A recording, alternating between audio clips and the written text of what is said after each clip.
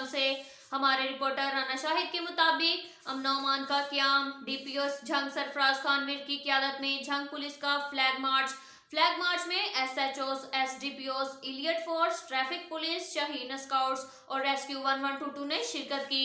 Flag march का मकसद समाज दुश्मन अनासिर को वाज़ेह पैगाम देना है, अमन अमान को बरकरार रखें और शहरियों के जानो माल की हिफाजत के लिए पूरी तरह तैयार हैं। कानून की खिलाफ वर्जी करने वालों से सख्ती से निपटा जाएगा। फ्लैग मार्च मुख्तलिफ शाहराहों से होता हुआ पुलिस लाइन्स में इख्तिताम पजीर हुआ। अब तक के लिए इतना ही काफी है। मिलते हैं अगले बुलेटिन में, हमारे साथ रहिएगा। अल्लाह हाफिज।